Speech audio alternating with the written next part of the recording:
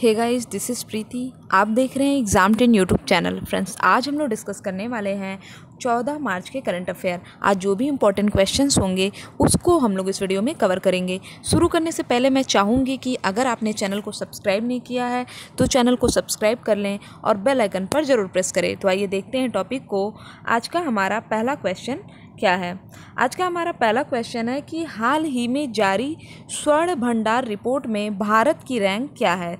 आपको पता होना चाहिए कि स्वर्ण की दो चीज़ें होती है, एक तो भंडारण पूछता है, दूसरा पूछता है हमसे उत्पादन। ये जो रिपोर्ट आई है यह आई है हमारा स्टोर करने पे, ठीक है। भंडारण के लिए रिपोर्ट आई और इसमें भारत की रैंकिंग कितनी है? भारत की रैंकिंग है 11th, ठीक।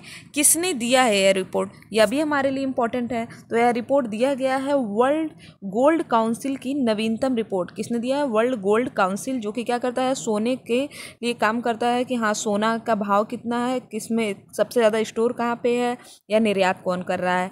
उसने रिपोर्ट में बताया कि भारत के पास सोने के सबसे बड़े 117 भंडार हैं, जिसमें अगर हम लोग बात करें वर्तमान में 660 टन है, ठीक है। 117 भंडार हैं और टोटल अगर हम लोग वजन की बात करें तो कितना है? 607 टन। इसके अलावा अगर हम लोग बात करें तो भारत विश्व में सोने का उपभोग करने वाला सबसे बड़ा देश है।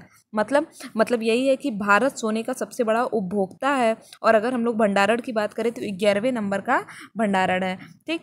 तो हमने ये तो जान लिया कि भारत 11वें नंबर का है। हमें यह भी जानना होगा कि इसके पहले नंबर 1 पे कौन है। तो नंबर 1 पे देखिए यूएसए है। कौन है? संयुक्त राज्य अमेरिका। दूसरा हमारा जर्मनी। तीसरा है हमारा international monetary fund. International monetary fund जरूर से याद रखिएगा, काफ़ी इंपॉर्टेंट है, ठीक।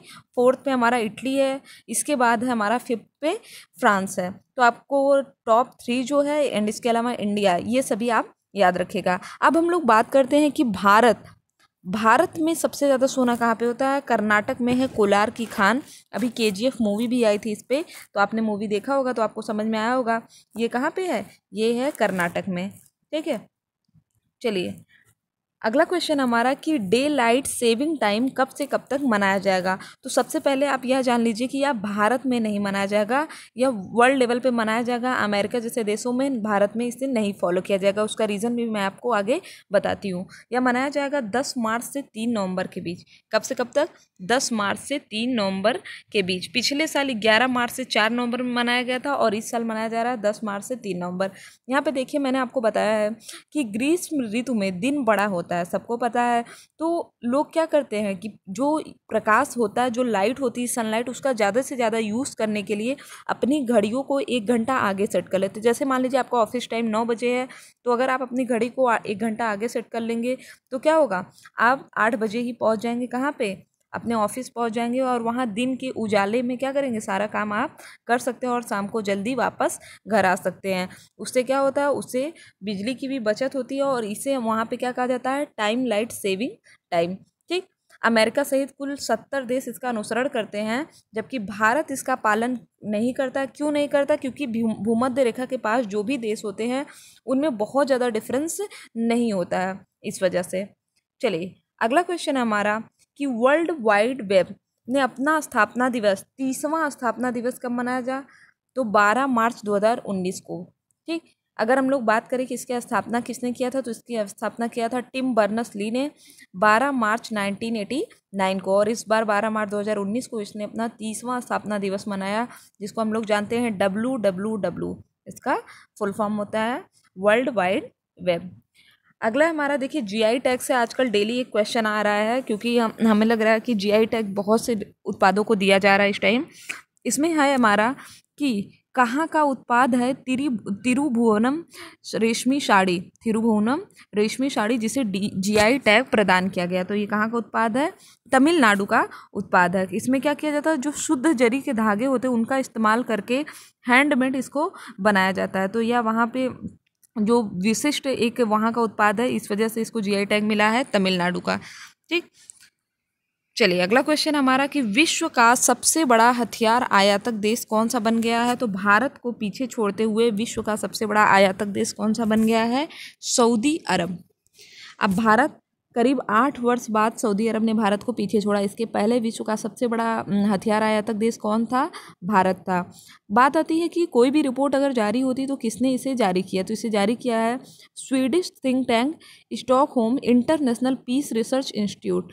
ठीक, इसके अनुसार भारत 2014 से लेकर 2018 तक दुनिया का दूसरा सबसे बड़ा खरीदार था।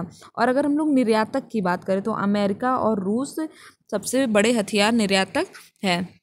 नेक्स्ट है हमारा कि पुरातत्वविद ने हाल ही में किस राज्य में करीब 5000 साल पुराने कब्रगाह की खोज की जिसमें 250 से ज़्यादा कब्रें हैं? तो ऐसा किया गया है गुजरात में। और आपको पता है कि गुजरात हड़प्पा कालीन भी स्थल है जहाँ पे लोथल पाया गया था। गुजरात में क्या था? लोथल था, जिसे हड़प्पा कालीन क्या पत्तन नगर कहा जाता था। यहाँ से हमें माप तोल की भी चीज़ें मिली हैं और इंटरनेशनल ट्रेड के मुद्राएं भी मिली हमें यहाँ पे। अब थोड़ा सा जान लेते हैं गुजरात की स्टैटिक जीके के बारे में। तो गुजरात के सीएम कौन है? विजय रूपाणी हैं। गुजरात की कैपिटल क्या है? गांधीनगर। वहाँ की राज्यपाल कौन है? आनंदीबेन पटेल। गुजरात में करंट से एक और हमारा इंपॉर्टेंट क्वेश्चन बनता है कि दुनिया का सबसे बड़ा स्टेडियम कहाँ पे बन रहा है? तो यह बन रहा है अहमदाबाद में, गुजरात के अहमदाबाद में। इसके पहले यह खिताब किसके पास था? तो ऑस्ट्रेलिया के पास था, जिसमें जो दर्शकों की सीमा थी वो 1,04,000 थी, लेकिन इसमें कितनी है? 1,10,000। ठीक, चलिए अगले क्वेश्चन की बात करते हैं। अगला क्वेश्चन हमारा कि निम्नलिखित में से किसे मिजोरम का पहला लोकायुक्त नियुक्त किया गया? तो मिजोरम का पहला लोकायुक्त नियुक्त किया गया है, इसमें हमारा सी लाल सवता। किसे नियुक्त किया गया है? सी लाल सवता को मिजोरम का पहला लोकायुक्त नियुक्त किया गया है। ठीक, मिजोरम की कैपिटल क्या है? मिजोरम की कैपिटल है आइजोल और वहाँ के जो सीएम है वो हैं जोरमंथगा। 11 मार्च को इनको नियुक्त किया गया है लोकायुक्त के पद पर। और आपको पता है अभी कल के क्वेश्चन में मैंने आपको पढ़ाया था कि असम के राज्यपाल हैं जगदीश मुखी और उन्हें अतिरिक्त प्रभार दिया गया है मिजोरम का। इन्होंने ही शपथ दिलाई है लोकायुक्त को। ठीक है, चलिए नेक्स्ट है हमारा कि भारत सहित 45 देशों ने किस विमान की सेवाओं को प्रतिबंधित कर दिया है? तो उस विमान का नाम है बोइंग 737 मैक्स 8।